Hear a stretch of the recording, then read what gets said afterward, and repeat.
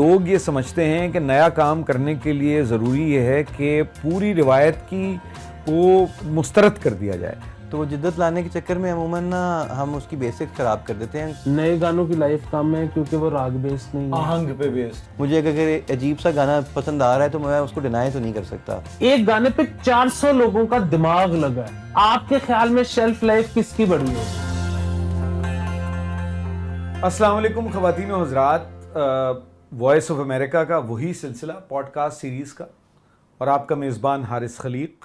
پاکستان کے 75 سال جس میں ہم پاکستان کی ریاست, سیاست, سماج, ثقافت, فنون لطیفہ, ادب اور فن اور کھیل اور ساتھ ساتھ آج موسیقی, ان تمام شعبہائے حیات کے بارے میں گفتگو کرتے ہیں اور یہ جائزہ لیتے ہیں کہ پچھلے 75 برس میں کیا ہوا, مگر ساتھ ساتھ ہمارا ایک مقصد یہ بھی ہے کہ آج کیا ہو رہا ہے اور ان سب چیزوں کو دیکھیں 75 سال کے تناظر میں. اور آج ہم پاکستان میں موسیقی کے 75 برس, اب یہ بہت ہی وسیع موضوع ہے اور بڑا مشکل ہے کہ اس میں کوئی 30-40 منٹ میں کسی قسم کی کوئی سیر حاصل گفتگو ہو سکے, مگر کوشش کریں گے کہ کچھ سوالات آپ کے ذہنوں میں ابھریں اور کچھ آپ کی معلومات میں اور میری معلومات میں اضافہ ہو. تو سامعین, وائس آف امریکہ کی اس پوڈ کاسٹ سیریز کا آج موضوع ہے پاکستان میں موسیقی کے 75 برس, اور میں بہت ہی ممنون ہوں, شکر گزار ہوں سعد سلطان کا, جو اس وقت ہمارے ایک لیڈنگ میوزک کمپوزر ہیں, موسیقار ہیں. پاکستان میں جو فلمیں اس وقت بن رہی ہیں اور بنی ہیں پچھلے کچھ عرصے میں, کملی جو بین الاقوامی شہرت یافتہ فلم ہے, اور لندن نہیں جاؤں گا کا گانا بھی انہوں نے کمپوز کیا ہے, پرواز ہے جنون, سپر سٹار, باجی, مطلب بہت سی فلمیں ہیں جو اس وقت کا پاکستان کا جو سین ہے اس میں یہ ایک نہایت ممتاز اور ہمارا سب کا سر فخر سے بلند کیا انہوں نے. سعد سلطان, میں آپ کا بہت شکر گزار ہوں, ممنون ہوں کہ آپ نے وقت نکالا اس پوڈ کاسٹ کے لیے.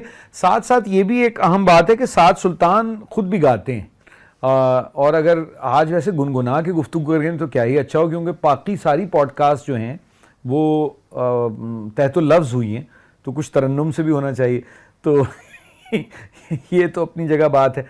ان کے ساتھ موجود ہیں علی آفتاب سعید. علی آفتاب سعید بغیرت بریگیڈ انہوں نے بنائی, نام سے ہی آپ کو اندازہ ہو گیا ہوگا ان کے میلان طبع کا, ان کے مزاج کا. اور پھر میری ماں نے پکائے آلو انڈے, اور ایک پاکستان میں جو پولیٹیکل سیٹائر ہے وہ شعر میں ہمارے ہاں کم ہے اور سر میں, گانے میں تو بہت ہی کم ہے.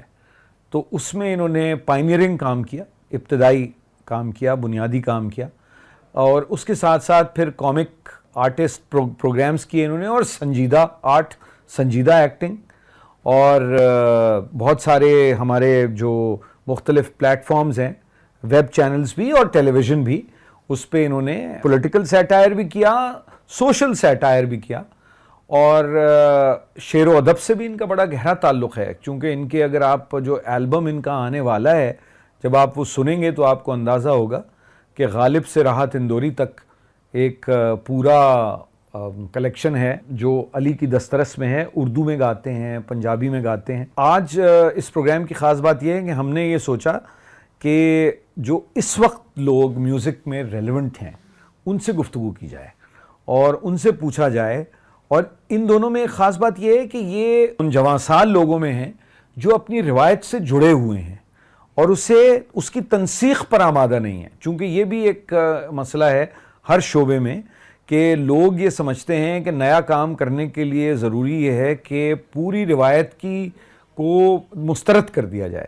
تو یہ دونوں ان میں سے نہیں ہیں, مگر اس کے باوجود یہ بہت نیا اور بہت مختلف اور منفرد کام کر رہے ہیں. میں آپ دونوں کا, سعد آپ کا اور علی آپ کا, بہت شکر گزار ہوں. سعد, آپ یہ بتائیے کہ آپ موسیقی کی طرف آئے کس طرح سے, چونکہ ظاہر ہے کہ روایتی طور پہ تو آپ کا کسی موسیقار خاندان سے تعلق نہیں ہے. مجھے بچپن سے شوق تھا, میرے ابو کو بھی تھا شوق بچپن میں بجانے کا, گانے کا, لیکن میرے دادا بہت سخت تھے تو ہمیں گھر میں اجازت نہیں ہوتی تھی جب ہم بڑے ہو رہے تھے. کس شہر کی بات ہے؟ لاہور کی. ٹھیک. تو تقریباً 16 سال کی عمر تک مجھے نہ گھر پہ اجازت نہیں تھی فلم کی دیکھنے کی یا گانا سننے کی. تو اس کے بعد ہی میرا بھائی ایک دن جو ہے وہ گٹار لے آیا. تو بس اب یہ بھی بڑی انٹرسٹنگ بات ہے کہ اس سے پہلے ایک دفعہ بچپن میں میرا ایک کزن تھا جو کی بورڈ بجاتا تھا, اور وہ بڑا شوخہ ہوتا تھا اس بات پہ کہ وہ کی بورڈ بجاتا تھا اور وہ گانوں کی ٹیونز بجاتا تھا اور وہ ہمیں نہیں بجانے دیتا تھا. تو ایک دن وہ کہیں ادھر ادھر ہوا ہے تو میں پہلی دفعہ اس پہ بیٹھا ہوں اور میں نے پہلی دفعہ ہی اس میں بجانا شروع کر دیا اور مجھ سے بجنے لگ گیا. تو بس کچھ نہ کچھ وہ مجھے تھا شروع سے اس طرح کا. ایک اور بڑی انٹرسٹنگ بات کہ میں 3rd میں پڑھتا تھا تو میں نے ڈسکور کیا, میں اسکول کی کوائر میں گاتا تھا, میں نے ڈسکور کیا کہ اگر میں گا رہا ہوں تو میں سامنے کھڑے ہوئے بچے کے کان میں اگر کوئی اور سر میں کوئی اور گانا گاؤں گا تو تھوڑی دیر میں سارے لوگ بے سرے ہو جائیں گے. مجھے بڑی مار پڑی, لیکن اب میں سوچتا ہوں کہ بچے کے لیے بڑی ڈسکوری تھی یہ. اب یہ جو لوگ اس فن کی باریکی سے واقف ہیں وہ بہت حظ اٹھائیں گے اس بات کا. تو اس طرح ایسے ہی میں اس میں آ گئے. اچھا, جب آپ اس میں گانے میں آ گئے تو پھر آپ نے روایت سے کتنا استفادہ کیا؟ اچھا, مجھے اتنا آئیڈیا نہیں تھا کچھ بھی, جس طرح بھی آپ نے کہا کہ میرا کوئی تعلق نہیں تھا, یعنی میرا کوئی بیک گراؤنڈ نہیں ہے اس میں. جب شروع میں کیونکہ گھر پہ تو بالکل وہ تھا نہیں, کچھ وہ ہوتی تھیں, ہم کبھی گاڑی میں کوئی کیسٹ لگی ہوتی تھی جو ایک ہی, وہ مجھے یاد ہے کہ رفیع اور منا ڈے کے گانے تھے اور وہ ریپیٹ پہ ہم نے پتہ نہیں کتنے سال سنے کہ میرا بھائی جو بالکل بے سرا ہے اس کو وہ سرگمیں یاد ہیں, اس کو نہیں پتا کہ سر کون سا سر کیسے ہے, لیکن اس کو سا گا سب پتہ ہے, وہ غلط نہیں ہوتا. تو جب پھر مجھے باہر دوست وغیرہ بنے, میوزک بجانا شروع ہوا, تو شروع میں بالکل آئیڈیا نہیں تھا دیسی میوزک کا. مجھے یاد ہے کیونکہ گھر میں اجازت ہی نہیں تھی تو کبھی کبھار وہ میوٹ ہوا ہوا ٹی وی لگا ہوتا تھا جس پہ کہ کوئی یہ نصرت فتح علی خان کی کوئی قوالی چل رہی ہوتی تھی. میں سوچ رہا ہوتا تھا کہ کیا ہے, مجھے سمجھ نہیں آتی تھی. اور مجھے پھر ان کے یعنی بڑے افسوس کی بات ہے کہ ان کی فوت ہونے کے بعد مجھے سمجھ آئی کہ کیا آدمی تھے وہ. تو بہرحال پھر وقت کے ساتھ ساتھ پھر میں نے کچھ اور کام کرنا شروع کیا, لوگوں سے ملا, بہت اس میں بڑی محنت ہوئی, بہت خواری ہوئی بیسیکلی. تو کرتے کرتے میں جس ٹائم دیسی میوزک سے انٹروڈیوس ہوا نا, تو پتہ نہیں مجھے کیا ہوا کہ پہلے میں, سچی بات ہے کہ میں مذاق اڑاتا تھا لوگوں کا کہ یہ کیا گا رہے ہیں, کیا کر رہے ہیں, مجھے سمجھ نہیں آتا تھا. یعنی اپنے موسیقاروں کا؟ ہاں جی, جو ہمارے اپنے دیسی. ہاں جی. لیکن وہ جب میں اس میں پڑھا, میں نے تھوڑا بہت میں نے کام کرنا شروع کیا تو اس میں کچھ میں بس پھنس گیا اس کے اندر, میں پھر اس سے نکل نہیں سکا. پھر میرا زیادہ تر کریئر اسی چیز پہ بیسڈ ہے کہ میرا کام کہ میں ان چیزوں کو اس طریقے سے فیوز کروں کہ وہ دیسی جو ہے نا وہ خراب نہ ہو, جو ہمارا بیسیکلی وہ ہے. تو کیونکہ ہر کام مصر علی آفتاب کا بڑا ہر دفعہ سوال ہوتا ہے کہ جی جدت کیا لائے ہیں اس میں آپ. تو وہ جدت لانے کے چکر میں عموماً نا ہم اس کی بیسکس خراب کر دیتے ہیں. کہ فیوژن خاص طور پہ جو ورڈ ہے بہت اوورلی یوزڈ ہے آج کل, اس میں یہ ہوتا ہے کہ وہ دو ایستھیٹکس کو آپ آپس میں لڑا نہیں سکتے, کسی ایک کو ڈومیننٹ رکھنا ہوتا ہے. تو اگر آپ دیسی کی فاؤنڈیشن کے اوپر فیوژن کر رہے ہیں تو پھر آپ اوور آل ایستھیٹک دیسی کا رکھتے ہیں اور اس کے ساتھ وہ ایڈ کرتے ہیں. تو اچھا, یہ بڑی اہم بات کی ہے سعد نے کہ مشرقی موسیقی کی یا ہماری موسیقی کی, جیسے آپ ہندوستانی پاکستانی کہہ لیں کلاسیکل, ویسے تو ہندوستانی کلاسیکل کہتے ہیں, لیکن یہ کہ اب چونکہ 2-3 ملک بن گئے ہیں اس پورے خطے میں تو ہم اسے جنوبی ایشیائی کلاسیکل کہہ لیتے ہیں. ویسے بہت ہی برا لفظ ہے, مگر یہ کہ چلیں ہندوستانی پاکستانی کلاسیکل کر لیں آسانی کے لیے, سامعین کے لیے. تو علی انہوں نے بڑی اہم بات کی کہ جو ہماری موسیقی ہے اس کی جمالیات بہت مختلف ہیں مغربی موسیقی سے, اور اس میں فیوژن وہ کس حد تک کامیاب رہا, اور تھوڑا سا ماضی کا حوالہ بھی دیں. سب سے پہلے تو آپ نے بات یہ کی کہ 45 منٹ میں یا آدھے گھنٹے میں اس پوڈ کاسٹ کی جو بھی دورانیے ہیں اس میں ہم احاطہ نہیں کر سکتے 75 سالوں کا. لیکن میری کوشش یہی ہوتی ہے جس بھی شو پروگرام میں بیٹھوں کہ اگر 1-2 نئی باتیں ہو جائیں, چاہے وہ غلط ہی کیوں نہ ہو, اگر نئی بات ہو جائے بالکل ٹھیک ہے, تو پھر اس کا مطلب ہے کہ جو سننے والوں کا وقت ہے وہ ضائع نہیں ہوا. ٹھیک. اچھا, ایک تو بنیادی بات یہ ہے کہ جب یہ بات کرتا ہے فیوژن کی, جو آپ نے سب سے پہلی لیئر بچھائی ہے وہ کیا ہے, اور اس لیئر کے اوپر جو آپ کرنے جا رہے ہیں وہ اس کو کمپلیمنٹ کر رہا ہے یا نہیں. ٹھیک, یہ ایک سوال ہے. دوسرا, یہاں پر بہت زیادہ اعتراض ہوتا ہے کہ سرکار نے پاکستانی میوزیشنز کے لیے کچھ نہیں کیا. اچھا اب سرکار نے پاکستانی میوزیشنز کے لیے کیا کرنا تھا؟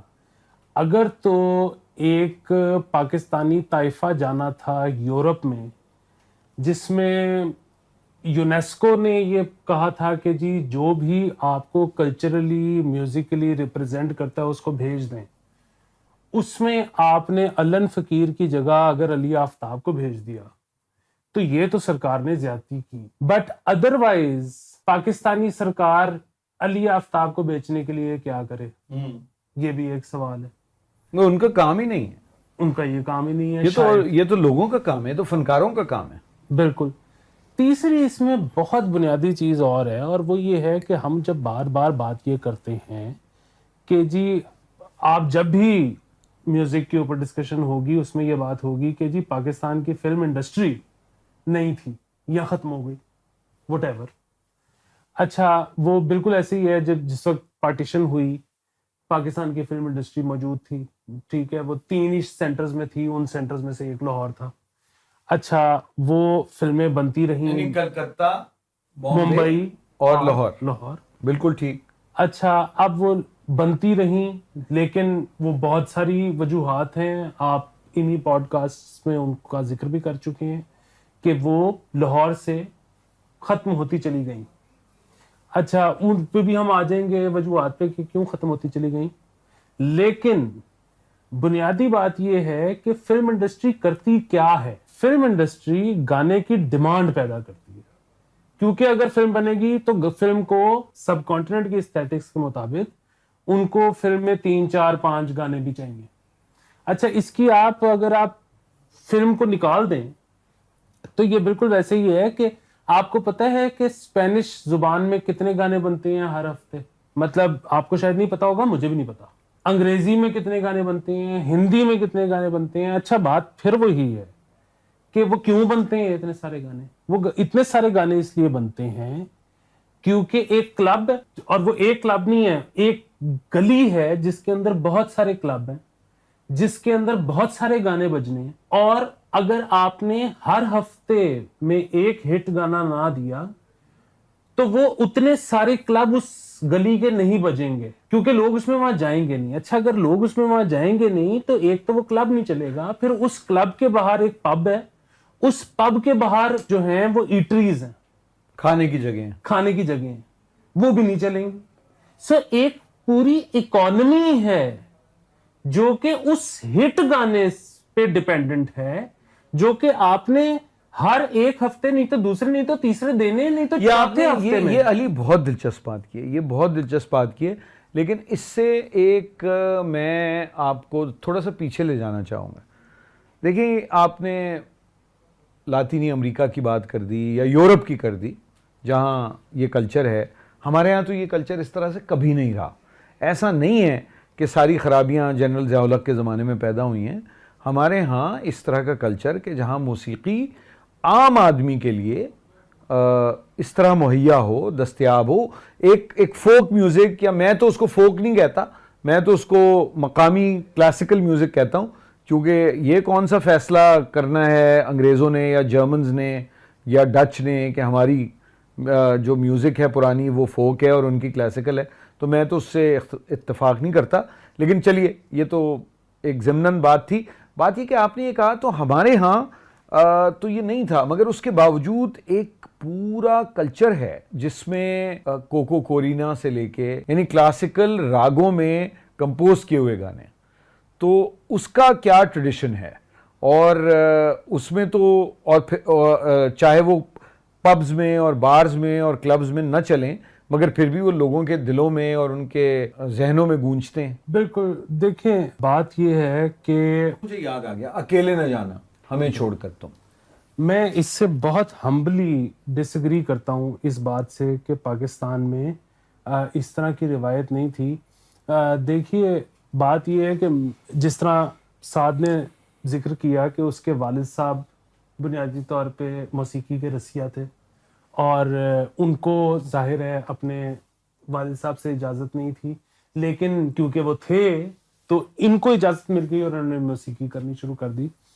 اسی طرح میرے والد صاحب جو ہیں وہ آپ تو ان کو جانتے ہیں ذاتی طور پہ، وہ ایک بہت باریک کان میری نظر میں رکھتے ہیں, کن رس ہیں. تو جس وقت میرے والد صاحب اپنی کم سنی میں یا نوجوانی میں, آپ ان کو جو بھی کہہ لیں, اور اس دور میں ہیرا منڈی جو تھا وہ ایک ایسی جگہ تھی جو کہ آباد تھی, اور جب ان کے دوست احباب ان کو پش کرتے تھے کہ آج ویکینڈ ہے, آج اسی ہیرا منڈی چلنا ہے تو نال چل, تو میرے والد صاحب اس کو بہت ریزسٹ کرتے تھے. اور اس کو ریزسٹ کرنے کی وجہ صرف اور صرف ایک تھی, اور وہ یہ تھی کہ ہیرا منڈی لاہور میں, ہیرا منڈی سامعین کے لیے کہہ رہا ہوں کیونکہ ہر جگہ سے سننے والے ہیں ہمارے. بالکل, اور اس کو ریزسٹ کرنے کی وجہ صرف اور صرف ایک تھی, اور وہ یہ کہ جب ان کے دوست ان کو یہ کہتے تھے کہ ہیرا منڈی چلیے, تو اس کا مطلب تھا کہ کڑیاں دا ڈانس ویکھیے. ٹھیک. اور میرے والد صاحب جو ایک باریک کان رکھتے ہیں وہ گانا سننے جاتے تھے, وہ گانا بالکل. کیا تفریق کیا آپ نے, جانا چاہتے تھے. اور وہ یہ کہتے تھے کہ وہاں پہ جس کوٹھے پہ تم لے کے جاتے ہو میں خود ان سے بہتر گا لیتا ہوں, تو میں ان کا گانا سننے کیوں جاؤں. واہ. تو اس وقت وہ جب ظاہر ہے وہ ان کو ڈچ کر دیتے ہوں گے بہت سے ہفتوں میں, لیکن جب دوستوں کا بہت پیار امٹ آتا ہے, اور جب وہ کہتے ہیں کہ اچھا جو بھی تو کہے گا وہ ہم کریں گے, جس کو تو کہے گا ہم سنیں گے, بس ہمارے ساتھ چل, تو وہ تب یہ کہتے تھے کہ اچھا پھر ہم ہیرا منڈی چلتے ہیں, لیکن ہم استاد امانت علی خان کو سنیں گے. سعد یہ بتائیے کہ آپ آج فلم کمپوز کر رہے ہیں, فلم کی میوزک کمپوز کر رہے ہیں, اور ظاہر ہے کہ آپ واقف ہیں, بے شک آپ نے 15 برس کی عمر تک بہت جبر سہا اپنی جو پرسوٹس تھیں آپ کی ان کو لے کر, لیکن پچھلی جو موسیقی ہماری رہی ہے پاکستان میں 50 کی دہائی میں, 60 کی دہائی میں, 70 کی دہائی میں وغیرہ, اور آج میں آپ کو کیا فرق نظر آتا ہے؟ سچ بتاؤں تو میں نے بہت زیادہ فلمی موسیقی نہیں سنی ہوئی پاکستانی, کچھ کم گانے سنے ہیں. مجھے زیادہ تر انٹرسٹ فوک میوزک میں ہے. اس سے یعنی مجھے کچھ چیزیں اس طرح نظر آتی ہیں کہ پچھلے کافی عرصے سے یہاں پہ ایک عجیب سی بات سننے کو ملتی تھی, ایک کلچر سا بن گیا جس میں کہ ہم لوگ کسی حد تک کلپریٹ بھی تھے اس کو سٹارٹ کرنے میں, کہ کورز بنانے شروع کر دیے لوگوں نے, کہ کسی اور کا گانا آپ نے میوزک بدل کے وہ بنانا شروع کر دیا. جیسے پورا کوک اسٹوڈیو ہے. ہاں جی, وہ بھی اس کے اوپر ہی بیس تھا, اسی چیز کے اوپر. تو بات یہ ہے کہ بہت سارے گانے اس طرح کے تھے جو کہ ہمیں پتہ ہے کہ کئی 100 سال سے چلتے آ رہے ہیں نا, اور وہ ہم تک پہنچے ہیں کسی نہ کسی طریقے سے. وہ جو ایکچولی بنا ہوگا آج, جو ہم فرض کریں مثال کے طور پہ وہ ایک گانا ہے شادیوں والا چٹا ککڑ, وہ چٹا ککڑ بنے رہے تھے. آج کل کوئی بھی آپ اٹھا کے دیکھ لینا, کہیں بھی ذرا سا انہوں نے فوک دکھانا ہو تو وہ ڈال دیتے ہیں. جب بات یہ کہ پتہ نہیں وہ کتنا پرانا گانا ہے. ابھی پچھلے کچھ سال پہلے ہم نے وہ گانا کیا تھا علی سیٹھی کے ساتھ, چن کتھاں گزاری ہے, چنا کتھاں گزاری ہیں. ہاں جی, وہ یعنی اس ٹائم ہمیں پتہ مجھے تو لگتا تھا کہ وہ شاید عطا اللہ صاحب کا گانا ہے, لیکن وہ جب ہم نے تھوڑی سی اس پہ ریسرچ کی تو وہ لتا کے بھی ابو کی کوئی ریکارڈنگ نکل آئی, اس کی برکت علی خان کی ریکارڈنگ نکل آئی. وہ اتنی پرانی چیز ہے. تو پوائنٹ یہ بھائی واہ, کیا آپ نے مطلب ہے کہ رشتہ جوڑا ہے کہ استاد برکت علی خان کو آپ نے لتا کا؟ نہیں, یہ الگ لوگوں کی بات کر رہا ہوں میں. ان کی بھی ریکارڈنگ تھی اور ان کی بھی ریکارڈنگ تھی. تو بہرحال دونوں کی تھی. ہاں جی. اچھا, لتا کی علیحدہ ریکارڈنگ ہے, لتا کے والد صاحب کی الگ ریکارڈنگ ہے, اور استاد برکت علی خان کی الگ ریکارڈنگ. ہاں جی, اسی کی. اب بس بات یہ کہ اس زمانے بھی آئی ایم شیور کہ بہت سارے لوگ بہت سارے نئے گانے بھی بناتے ہوں گے, وہ سارے گانے تو ہم تک نہیں پہنچے. بہت ساری چیزیں اس طرح کی ہوتی ہیں جو کہ بس وہ سینہ چلتی رہتی ہیں. اور جس طرح مجھے بھی لگتا ہے کہ میرا جو دیسی میوزک سے کنیکشن بنا ہے, کیونکہ میرا کوئی بیک گراؤنڈ نہیں ہے اس میں, سچی بات ہے کہ میرے لیے یہ بھی اتنا ہی نیا ہے ویسٹرن جتنا کہ ایسٹرن, کیونکہ مجھے بچپن میں تو بالکل نہیں وہ سننے کا تو موقع نہیں ملا, کہ جو اسکول میں ٹیچر نے تھوڑا بہت میوزک ٹیچر نے سکھا دیا بتا دیا وہی سمجھ آیا.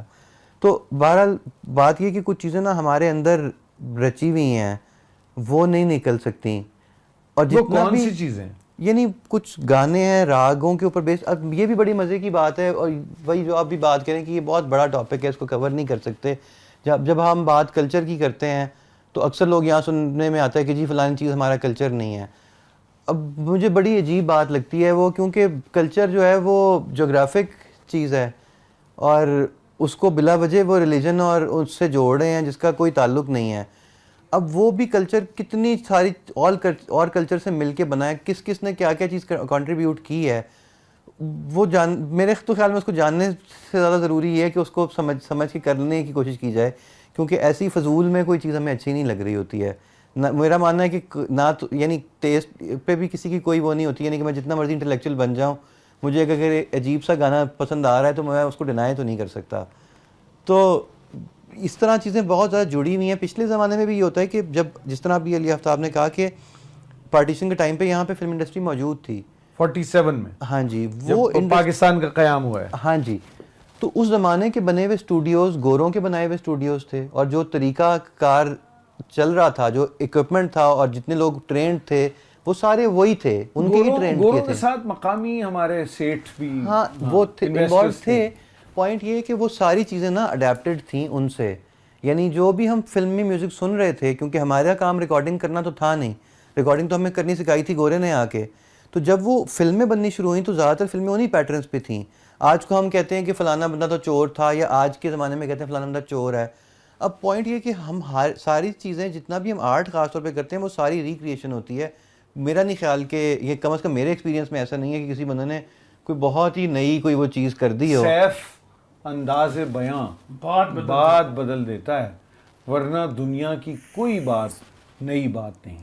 یہ بات میں مانتا ہوں آپ کی, یہ بات اس سے میں آپ کی بات سے اتفاق کرتا ہوں کہ بہت مشکل ہے. اور یہ کوئی میں الزام نہیں دے رہا کہ ہم ریکریٹ کر رہے ہیں یا وہ کر رہے ہیں, لیکن علی یہ بتائیے کہ پاکستان کی جو فلمی میوزک ہے, کلاسیکل پہ ہم آخر میں آئیں گے چونکہ اس پہ میرا دل بہت دکھتا ہے, جو کلاسیکل کا حال ہم نے کیا ہے پاکستان میں, وہ میرا ذاتی مسئلہ ہے, تو میں اس پہ نہیں آتا بحیثیت میزبان کے فی الوقت. اس دور میں بھی جو کچھ بھی ہو, میں نے بہت زیادہ نہیں سنا, لیکن میں نے جتنا بھی سنا ہے, جتنی مجھے سمجھ میں آئی ہے, کچھ پرانی جگہوں پہ جا کے کچھ پرانے لوگوں سے مل کے, کہ وہ ساری چیزیں نا اڈیپٹیڈ تھیں اس زمانے میں. کیونکہ انٹرنیٹ نہیں تھا, ہمیں یہ نہیں پتہ چل رہا تھا کہ کون سی چیز کہاں سے آ رہی ہے, کون سا بندہ کیا کر رہا ہے. کیونکہ یہ دیسی کلچر میں جو ایسٹرن میوزک تھا, اس میں کارڈ کا کوئی سین نہیں ہوتا. یعنی کارڈ بیسیکلی ایک چیز ہوتا ہے کہ کسی بھی انسٹرومنٹ پہ اگر آپ 2 سے زیادہ نوٹس بجائیں گے تو وہ کارڈ ہوگا ایک ٹائم پہ. ہمارا کانسیپٹ نہیں تھا. یہاں والا سارا میوزک بیس تھا ایک سنگل سر کے اوپر, وہ ایک تانپورے کو جس طرح ہم ٹیون کرتے ہیں اور اس کے ساتھ سارا گانا گاتے ہیں, اس کے ریفرنس سے وہ نوٹس ہوتے تھے. تو وہ چیزیں ایڈیشنز تھیں جو کہ ہمیں ملیں اور جگہوں سے. وہ آلریڈی فیوژن تھا, وہی میرے خیال میں وہی اس وقت بھی ہو رہا تھا, اس وقت کی انڈرسٹینڈنگ کے مطابق, وہی آج بھی ہو رہا ہے آج کی انڈرسٹینڈنگ کے مطابق. کچھ چیزیں اس زمانے میں بہتر تھیں, کچھ چیزیں اس زمانے میں بہتر ہیں, لیکن مور اور لیس ہم کھڑے ہوئے وہیں پہ ہیں.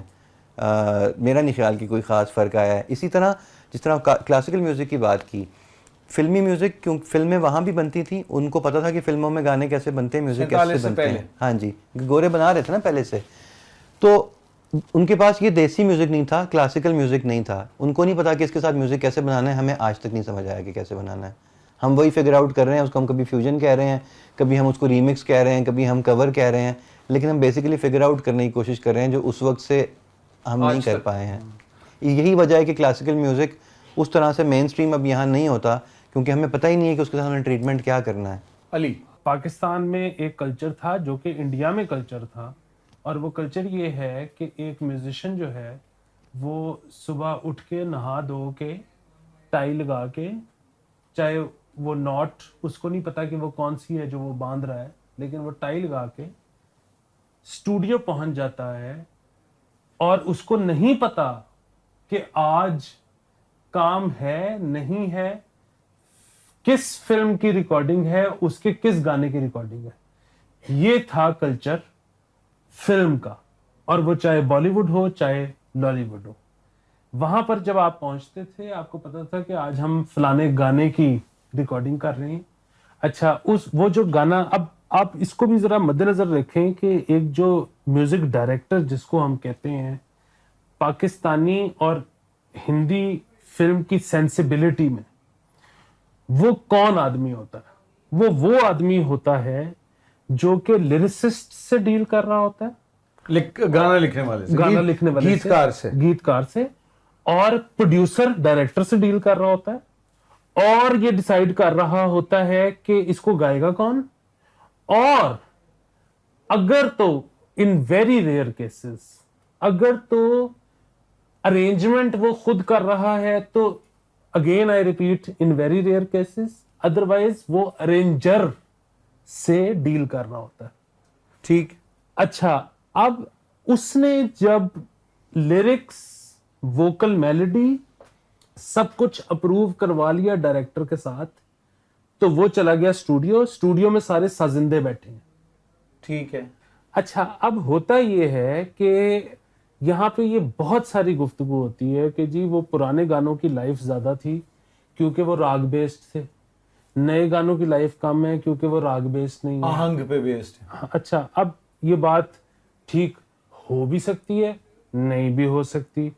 دوسری طرف آپ چلیں تو مسئلہ یہ ہے کہ اس دور میں گانے کم ریلیز ہوتے تھے، لوگوں کے پاس نئی چیز سننے کو بہت دیر بعد آتی تھی. اب مستقل آ رہی ہے. اب کسی بھی اچھی بری کوئی بھی چیز ہو، اس کی شیلف لائف 3 دن سے اوپر ہے ہی نہیں. اچھا اب اس کی وجہ، شیلف لائف کم ہونے کی وجہ یہ ہے یا وہ ہے، ہو بھی سکتی ہے نہیں بھی ہو سکتی. نقطہ کیا ہے آپ کا؟ تیسری میں ایک اور چیز کی طرف آپ کو توجہ دلانے کی کوشش کر رہا ہوں، جی. اور وہ یہ ہے کہ آج کل ہوتا کیا ہے کہ میں ایک آرٹسٹ ہوں، میں نے ایک دھن بنائی، میں نے ایک لیرکس لکھے لکھوائے وٹ ایور، میں سعد سلطان کے پاس پہنچا. بات یہ میرا بجٹ کیا ہے. ایک گانا اگر ہم وی ایس ٹیز کے اوپر، سیمپلز کے اوپر، ہم خود ہی سے ایک چیز کے اوپر بجا کے اس کو ٹرانسپوز کر کے ایک اور جگہ پہ لے کے جا رہے ہیں کیونکہ ہم افورڈ نہیں کرتے اور میوزیشنز. ایک طرف یہ بات ہے. جی. دوسری طرف کیا ہو رہا ہے کہ وہ آپ پرانی دیکھیں کہ اپروچ وہاں پہ آپ کے خیال میں یہ نہیں ہوتا ہوگا کہ ایک وائلنسٹ اٹھ کے کہتا ہوگا کہ یہ جو ہم گانا بجا رہے ہیں، اے استاد جی ذرا ایدا نا ایک انٹرول پیس چیک کرو، اور وہ اپنے پاس سے ایک دھن بنا کے انٹرول پیس کی بجاتا ہوگا، اور جس پہ کمپوزر یہ کہتا ہوگا کہ نہیں ریجیکٹڈ، یا کمپوزر یہ کہتا ہوگا کہ واہ واہ کمال کرتا ہے استاد جی. بالکل ٹھیک ہے. ایک گانا وہ ہے جہاں پہ میرا اور سعد جتنا ہم مرضی ایک دوسرے کو جینیس کنسیڈر کریں، اس گانے پہ 2 لوگوں کا دماغ لگا. ایک گانا ہے جہاں پہ وہ سارے میوزیشن بیٹھے ہوئے تھے، سب اپنا اپنا پیس چیک کرا رہے تھے کہ اسی یہ سوچے ہے کیسا لگ رہا ہے. ایک گانے پہ 400 لوگوں کا دماغ لگا ہے. آپ کے خیال میں شیلف لائف کس کی بڑی ہوگی؟ جس پہ 400 کا دماغ لگا ہے. آپ کی بات میرا خیال ہے بہت اہم ہے، بہت اہم بات ہے، اور یہی اسی لیے میں پیچھے گیا ہوں. اب میں ان لوگوں کی بات کرنا چاہتا ہوں جن پہ 400 لوگوں کا دماغ لگا ہے، یعنی جو پورا آرکیسٹرا ہے، تھنکرز ہیں. میں تو ان کو مفکر سمجھتا ہوں جو لوگ اچھی موسیقی تخلیق کرتے ہیں. میر کا شعر ہے کہ صناع ہیں سب خار، ازاں جملہ ہوں میں بھی، ہے عیب بڑا اس میں کہ جس کو ہنر آوے. تو بات یہ ہے کہ صناع جو ہیں وہ تو سب خوار ہوتے ہیں، لیکن پرانے زمانے کے جو صناع ہیں ان کی کیا ہمارے اوپر اثرات ہیں. پہلے شاید مجھے سب سے زیادہ اپیلنگ میوزک لگا تھا وہ تھا طفیل نیازی صاحب کا. ان کے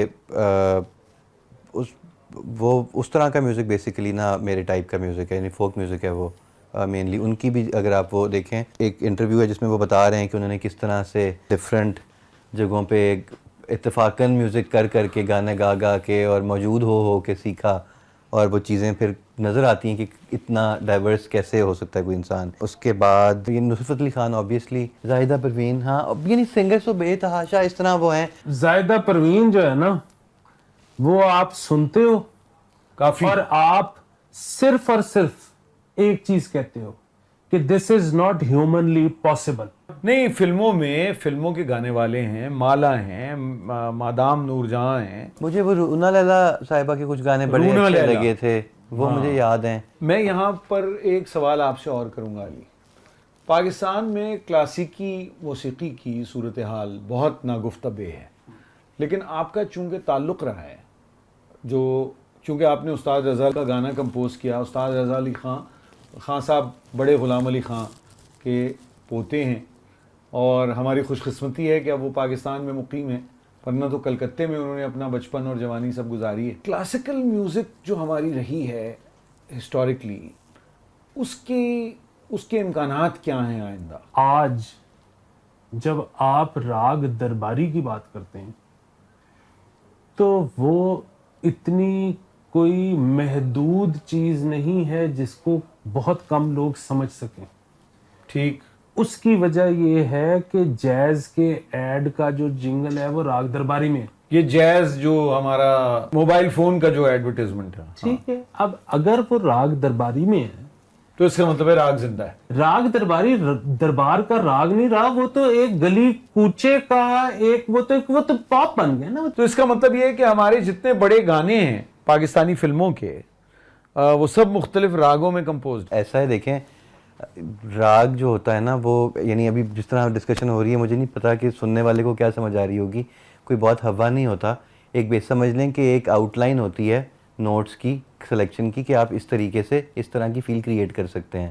تو اگر ہم نے کسی سچویشن کے لیے کوئی گانا بنانا ہے یا کسی پروڈکٹ کے لیے کوئی گانا بنانا ہے تو ہم نے یہ دیکھنا ہوتا ہے کہ ہمیں ڈیمانڈ کیا ہے, اس کے اوپر ویژول کس طرح کا ہے اور چیزیں کیا ہوں گی.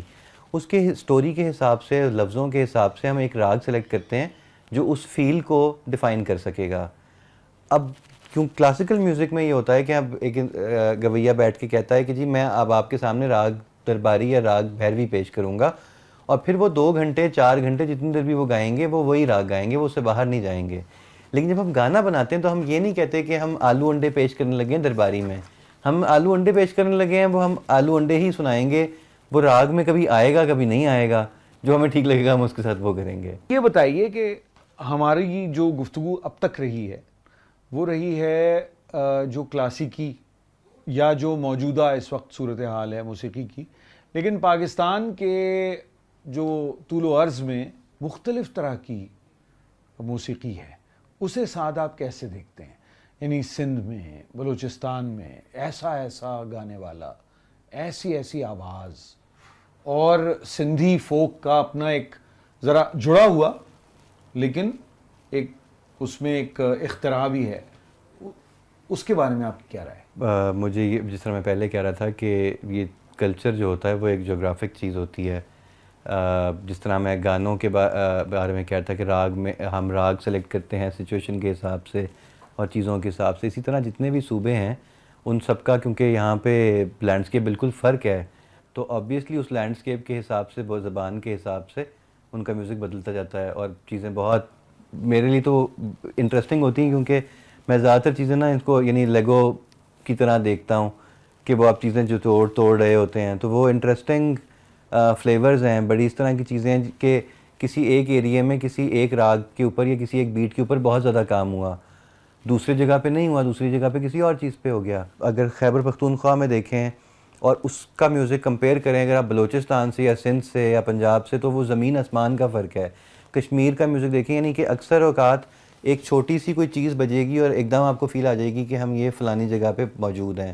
کوئی اسی طرح انسٹرومنٹس منسلک کر دیے گئے سندھ کے ساتھ, پختونخوا کے ساتھ, بلوچستان کے ساتھ, پنجاب کے ساتھ, وہ چیزیں ساری نا یعنی سب کچھ بڑا ایویڈنٹلی سامنے موجود ہے, چیزیں نظر آ رہی ہیں کہ وہ چیزیں کیوں اس طرح سے ہیں, اور وہ بڑی سسٹمیٹک ہیں میرے خیال میں. سسٹمیٹک ہیں؟ ہاں جی. علی آپ کو لگتا ہے سسٹمیٹک ہیں کہ آرگینک؟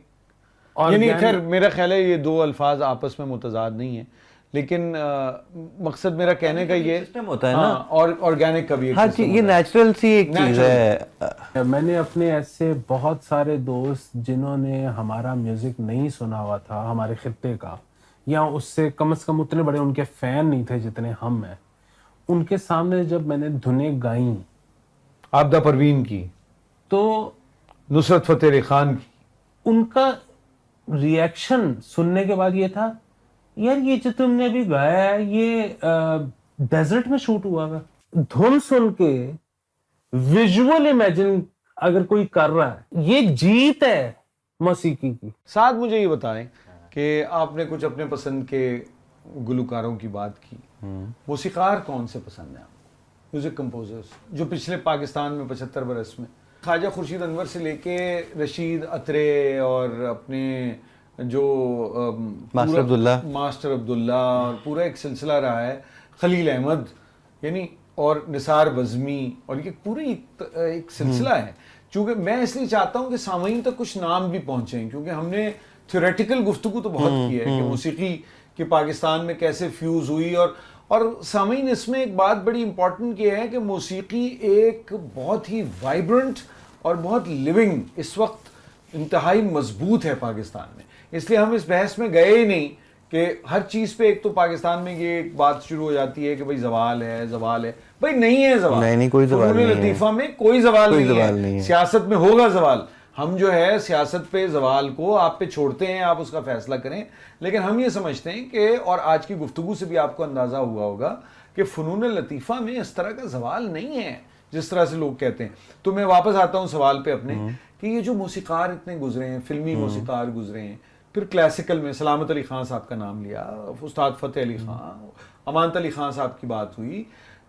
میں تو سمجھتا ہوں کہ روشن آرا بیگم, یعنی ابھی تک گفتگو میں نام نہیں آیا, میڈم نور جہاں کا تو میں نے نام لے لیا تھا, لیکن روشن آرا بیگم. لیکن اب جو پھر وہی سوال ہے کہ آگے کیا ہونے والا ہے اور کیا مستقبل ہے. اچھا ساتھ میں پچھلا سوال آپ کا جواب آپ سے جو میں نے کیا تھا اس کا جواب میں نے خود ہی دے دیا, لیکن چلیں اب چونکہ میری دلچسپی ہے اس موضوع میں تو میں کیا کروں. اب سنیما کی بات دیکھ لیں کہ سنیما میرے خیال میں جس طرف دنیا جا رہی ہے اگلے آنے والے سالوں میں کوئی بہت سنیما کا فیوچر تو نہیں نظر آ رہا مجھے. سیلف سنیما کا ہی فیوچر کوئی خاص نظر نہیں آ رہا. چیزیں اور فارمز لے رہی ہیں, جو اچھی بات ہے کہ وہ اپرچونٹی بھی ہے ایک لحاظ سے. پرانے طریقہ کار آبویسلی ختم ہو جائیں گے پھر, کیونکہ جب وہ میڈیم ہی نہیں رہے گا تو, اور نئے لحاظ سے لوگ نئی نئی چیزیں کریں گے. تو بڑا بلکہ اب انٹرسٹنگ ہو گیا, کیونکہ کمپیوٹر کی وجہ سے ہر بندہ بنا سکتا ہے, ہر انسان وہ کر سکتا ہے جو بھی وہ کرنا چاہتا ہے. علی جی, میرا یہ خیال ہے کہ جب ہم بار بار بات کرتے ہیں فلمی موسیقی کی اور یا کلب کی یا کسی بھی ایسی چیز کی جو ڈیمانڈ پیدا کرتی ہے میوزک کی, اگر وہ نہیں ہوگی تو بالکل ٹھیک ہے. مطلب سعد سلطان کا جب دل کرے گا, جب اس کو دھن ایک ایسی آئے گی جب جو اس کا دل کرے گا کہ یہ عوام تک پہنچنی چاہیے تو وہ پہنچا دے گا. لیکن کوئی ایسی مجبوری نہیں ہے کہ میں نے سیٹرڈے نائٹ سے پہلے گانا دینا ہے. بھائی خواتین و حضرات, بہت یہ پروگرام کچھ پھیل گیا بہت زیادہ, لیکن اس میں ایک بڑی اہم بات یہ ہے کہ احمد رشدی کا ذکر نہیں ہوا, جو ہمارے بہت ہی پسندیدہ گانے والے ہیں, مطلب کم از کم میرے ہیں, علی کے بھی ہیں مجھے پتہ ہے. اب یہ پروگرام میرا خیال ہے کہ ہم اجازت لیتے ہیں سامعین سے بھی, اور یہ ایک ہم نے سوچا کچھ اور تھا, یہ پروگرام کچھ اور ہو گیا, لیکن یہ بہت ضروری تھا کہ پاکستان میں موسیقی کے 75 سال کے بعد کے تجزیے کے بعد, جائزے کے بعد, ہم نے ہر چیز کو کم از کم چھونے کی کوشش کی, مگر ہم اس نتیجے پہ پہنچے کہ پاکستان میں بہت ہی, جیسے سعد نے کہا, کہ ایک وائبرنٹ میوزک کا سین ہے. لیکن اس میں ایک اور بات بڑی دلچسپ یہ ہے کہ اس پہ جو انحصار ہے اس سین کا, وہ اپنی پرانی فوک میوزک جسے یہ کہہ رہے ہیں, میں تو اس کو کلاسیکل سمجھتا ہوں. دیکھیے میں تو چونکہ ایک خاص مکتب فکر سے تعلق رکھتا ہوں, تو میں سمجھتا ہوں کہ کلونیل انڈرسٹینڈنگ میں جو ایلیٹ میوزک ہے وہ کلاسیکل ہے اور جو عوامی میوزک ہے وہ فوک ہے. میں عوامی میوزک کا کی جو روایت ہے اسے بھی کلاسیکل کی ہی ایک شکل سمجھتا ہوں. تو میں اس تمام کلاسیکل میوزک کی ہی بنیاد پر آج بھی موسیقی ہو رہی ہے. کلاسیکل فوک سے ہی نکلا ہوا ہے نا. ہاں بالکل بالکل ایبسلیوٹلی. بھائی میں تو شاہ سائیں کا راگ سنتا ہوں بٹھا جا کے, میرا تو پسندیدہ میوزک وہی ہے جو ایک تارے پہ بجتا ہے. لیکن میں روشن آرا بیگم کا بھی بہت قائل ہوں, اور جیسے میں نے پہلے عرض کیا اور سعد نے جس کی طرف اشارہ کیا کہ طفیل نیازی کا بھی میوزک آرٹ لوگوں کو جوڑتا ہے, اور پاکستان میں بھی موسیقی نے لوگوں کو جوڑا ہے. سامعین میں آپ سے اجازت لیتا ہوں, اور آپ دونوں کا, علی آفتاب سعید صاحب اور سعد سلطان صاحب, آپ دونوں کا نہایت ممنون ہوں. خدا حافظ. اس پوڈ کاسٹ میں پیش کی جانے والی گفتگو شرکاء کی ذاتی رائے پر مبنی ہے. وائس آف امریکہ کا اس سے متفق ہونا ضروری نہیں. پاکستان کی آزادی کے 75 سال کے اس موقع پر VOA اردو آپ کے لیے ایسی کہانیاں اور گفتگو لا رہا ہے جن میں بات ہوگی پاکستان کے سیاسی، ثقافتی اور معاشرتی تنوع کے ہر پہلو پر۔ ہم پیش کریں گے مختلف نقطۂ نظر اور فکر انگیز خیالات۔